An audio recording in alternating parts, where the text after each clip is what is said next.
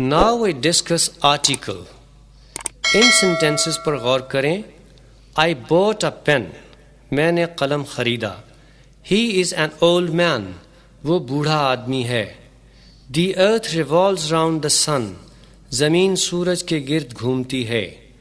آپ غور کریں کہ اردو فقرات میں کوئی ایسا لفظ نہیں جس کا ترجمہ کرنے کے لیے این یا دی لگایا جاتا، مگر انگریزی فقرات میں پین، اولڈ مین، ارتھ اور سن سے پہلے ہم نے این اور دی لگائے ہیں. یہ تینوں الفاظ آرٹیکلز کہلاتے ہیں اور ناؤنز کو متعارف یعنی انٹروڈیوس کرنے کے لیے استعمال ہوتے ہیں. آرٹیکل کی انگریزی میں تعریف یوں کی جاتی ہے: 3 small words used to introduce nouns. ان میں اور این کو indefinite article کہتے ہیں اور یہ کسی خاص مخصوص شخص یا چیز کے لیے استعمال نہیں ہوتے.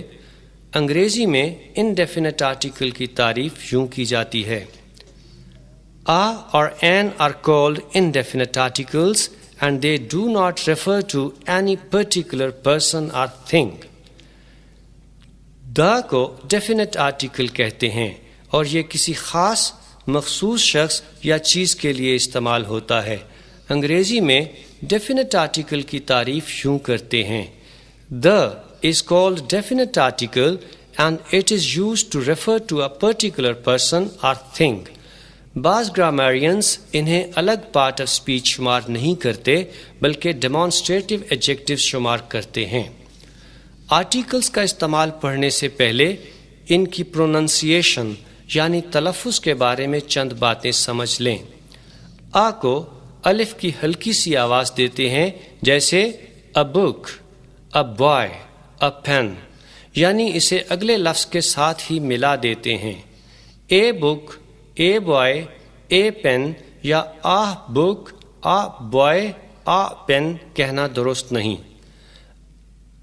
کو اس وقت بولتے ہیں جب اس پر زور دینا مقصود ہو، جیسے I said a not D، یا کو اس وقت بولتے ہیں جب درجہ ظاہر کرنا ہو، جیسے I got A+ grade، یا He reads in section A.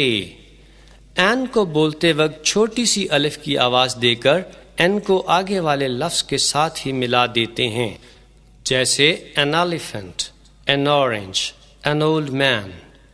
N کو این کی لمبی آواز سے نہیں پڑھتے، جیسے an elephant، an orange یا an old man کہنا درست نہیں.